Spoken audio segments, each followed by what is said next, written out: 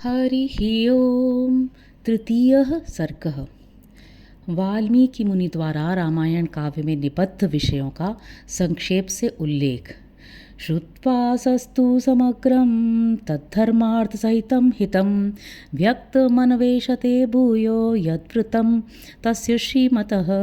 नारद जी के मुख से धर्म, अर्थ एवं काम रूपी फल से युक्त हितकर तथा प्रकट और गुप्त संपूर्ण रामचरित्र को, जो रामायण महाकाव्य की प्रधान कथा वस्तु था,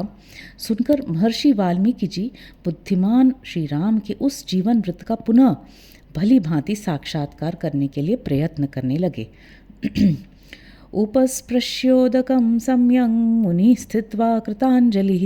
प्राचीनाग्रेषु दर्भेषु धर्मेणान्वेषते गतिम। वे पूर्वाग्र कुशों के आसन पर बैठ गए और विधिवत आचमन करके हाथ जोड़े हुए स्थिर भाव से स्थित हो योग धर्म समाधि के द्वारा श्री राम आदि के चरित्रों का अनुसंधान करने लगे।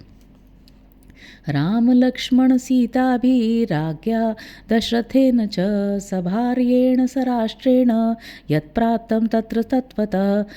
रसितं भाषितं चैव गतिर्यावच्च चेष्टितं तत्सर्वं धर्मवीर्येण यथावत् संप्रपश्यति। श्री राम, लक्ष्मण, सीता तथा राज्य और रानियों सहित राजा दशरथ से संबंध रखने वाली जितनी बातें थीं, हंसना, बोलना, चलना और राज्य पालन आदि जितनी चेष्टाएं हुईं, उन सब का महर्षि ने अपने योग धर्म के बल से भली भांति साक्षात्कार किया। श्रीतृतीयेन च तथा यत्प्राप्तं चरता वने सत्यसन्धेन रामेण तत्सर्वं चान्ववैशक्षत। सत्य प्रतिज्ञ श्री रामचंद्र जी ने लक्ष्मण और सीता के साथ वन में विचरते समय जो जो लीलाएं की थीं, वे सब उनकी दृष्टि में आ गईं। ततः पश्यति धर्मात्मा तत्सर्वं योग मास्थितः पुरा यत्तत्र निवृत्तं पाणावा मलकम यथा। श्री योग का आश्रय लेकर उन धर्मात्मा महर्षि ने पूर्व काल में जो जो घटनाएं घटित हुई थीं, उन सब को वहाँ हाथ पर रखे हुए आंवले की तरफ प्रत्यक्ष देखा। तत्सर्वं तत्त्वतो दृष्ट्वा धर्मेण स महामतिः अभिरामस्य रामस्य तत्सर्वं कर्तुमुद्यतः। सबके मन को प्रिय लगने वाले भगवान श्री राम के संपूर्ण चरित्रों का योग धर्म समाधि के द्वारा यथार्थ रूप से निरीक्षण करके महाबुद्धिमान महर्षि वाल्मीकि ने उन सबको महाकाव्य का रूप देने की चेष्टा की।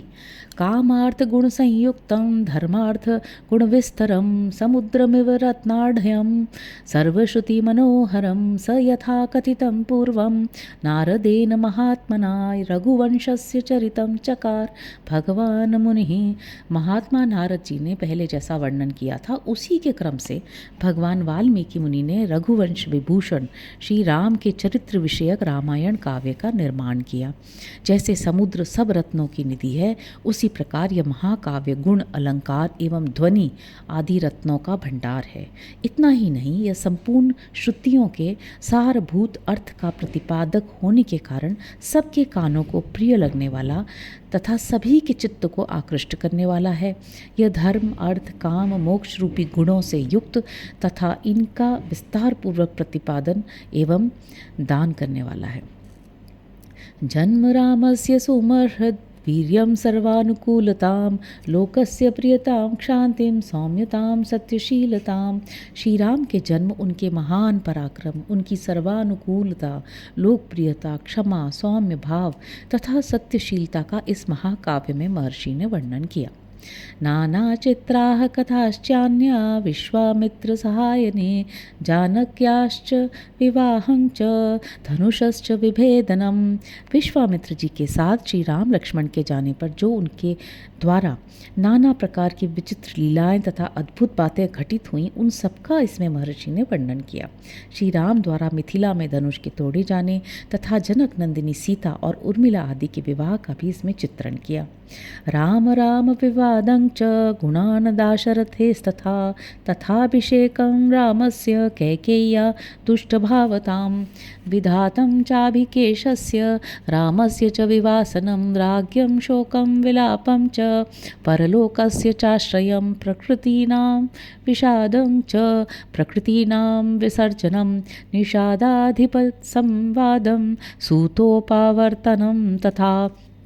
श्री राम परशुराम संवाद। दशरथ नंदन श्री राम के गुण, उनके अभिषेक, कैकेयी की दुष्टता, श्री राम के राज्याभिषेक में विघ्न, उनके वनवास, राजा दशरथ के शोक विलाप और परलोक गमन, प्रजाओं के विषाद,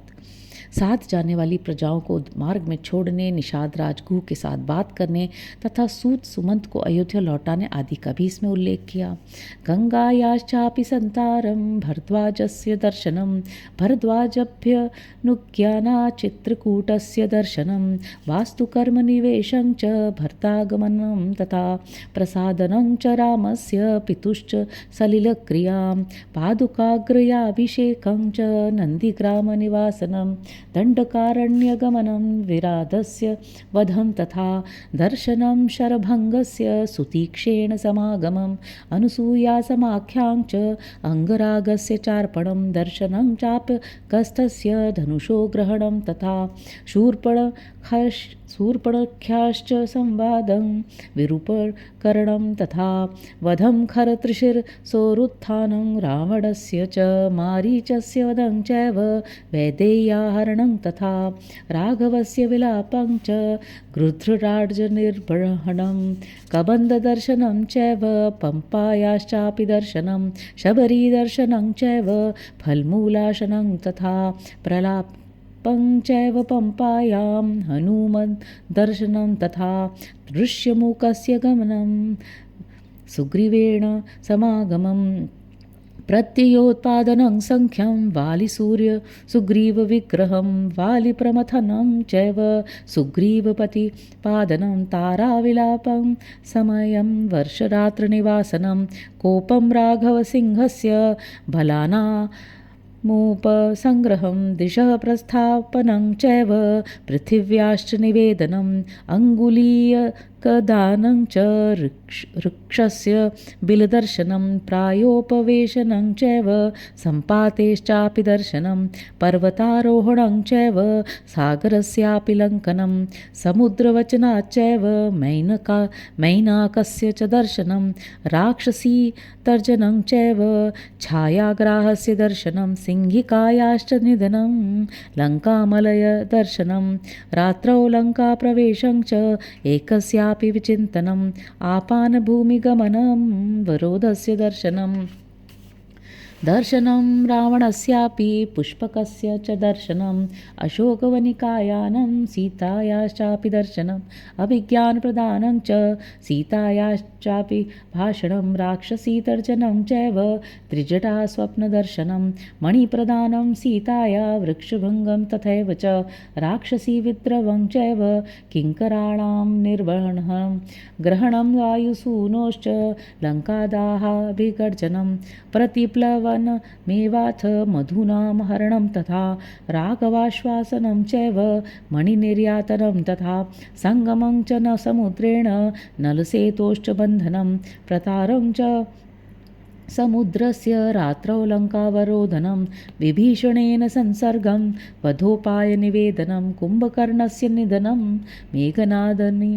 वर्णं रावणस्य विनाशं च सीतावाप्तिमरेः पुरे विभीषणाभिषेकं च पुष्पकस्य च दर्शनम् अयोध्यायाश्च गमनं भरद्वाजसमागमं प्रेषणं वायुपुत्रस्य भरतेन समागमं रामाभिषेकाभ्युदयं सर्वसैन्यविसर्जनं स्वराष्ट्ररञ्जनं चैव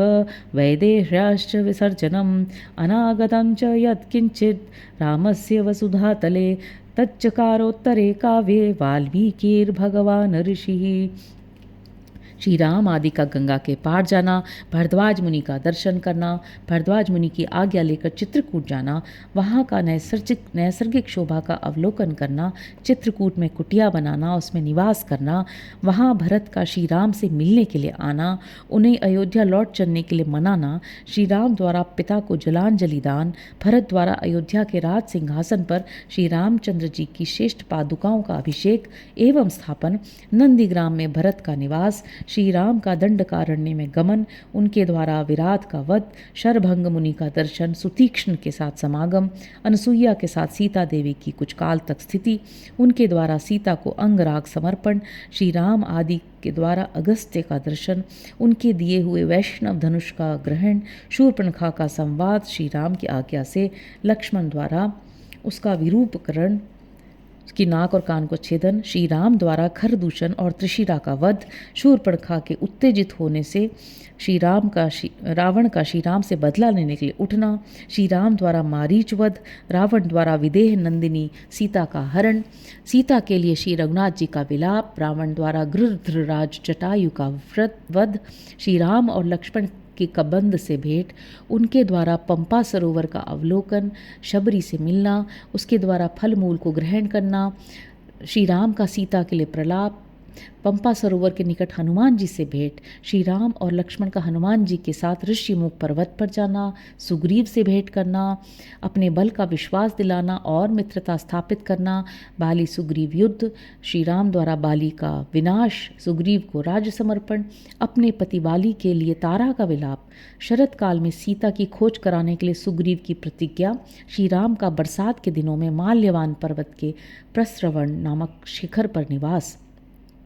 श्री राम का सुग्रीव के प्रति क्रोध प्रदर्शन, सुग्रीव द्वारा सीता के खोज के लिए वानर सेना का संग्रह, सुग्रीव द्वारा संपूर्ण दिशाओं में वानरों को भेजना और उन्हें पृथ्वी के द्वीप समुद्र आदि विभागों का परिचय देना, श्री राम का सीता के विश्वास के लिए हनुमान जी को अपनी अंगूठी देना, वानरों को वृक्ष बिल स्वयं प्रभा गुफा का दर्शन, उनका प्रायोपवेशन, प्राण त्याग के लिए अनशन,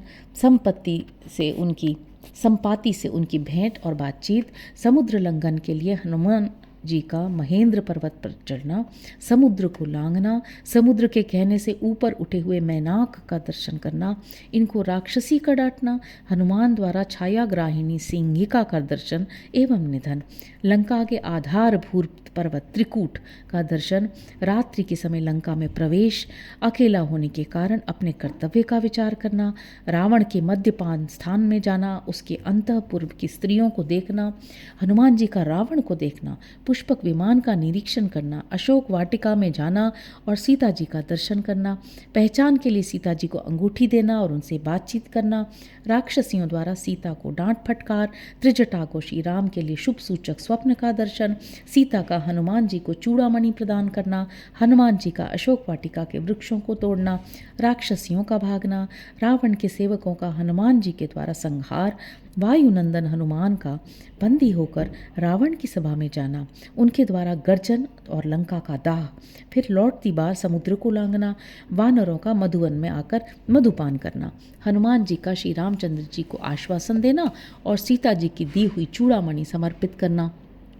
सेना सहित सुग्रीव के साथ श्री राम की लंका यात्रा के समय समुद्र से भेंट, नल का सेतु बांधना, उसी सेतु के द्वारा वानर सेना का समुद्र पार जाना, रात को वानरों का लंका पर चारों ओर से घेरा डालना, विभीषण के साथ श्री राम का मैत्री संबंध होना, विभीषण का श्री राम को रावण के वध का उपाय बताना, कुंभकर्ण का निधन, मेघनाथ का वध, रावण का विनाश, सीता की प्राप्ति, शत्रुनगरी लंका में विभीषण का अभिषेक, श्री राम द्वारा पुष्पक विमान का अवलोकन, उसके द्वारा दल बल सहित उनका अयोध्या के लिए प्रस्थान, श्री राम का भरद्वाज मुनि से मिलना, वायुपुत्र हनुमान को दूत बनाकर भरत के पास भेजना तथा अयोध्या में आकर भरत से मिलना, श्री राम के राज्याभिषेक का उत्सव, फिर श्री राम का सारी वानर सेना को विदा करना, अपने राष्ट्र की प्रजा को प्रसन्न रखना और उनकी प्रसन्नता के लिए ही विदेह नंदिनी सीता को वन में त्याग देना इत्यादि वृत्तांतों को एवं इस पृथ्वी पर श्री राम का जो कुछ भविष्य चरित्र था उसको भी भगवान वाल्मीकि मुनि ने अपने उत्कृष्ट महाकाव्य में अंकित किया। इत्यार्षे श्रीमद् रामायणे वाल्मीकिये आदिकाव्ये बालकांडे तृतीय सर्गः। इस प्रकार श्री वाल्मीकि निर्मित आर्ष रामायण आदि काव्य के बालकांड का तीसरा सर्ग पूरा हुआ। हरि ओम।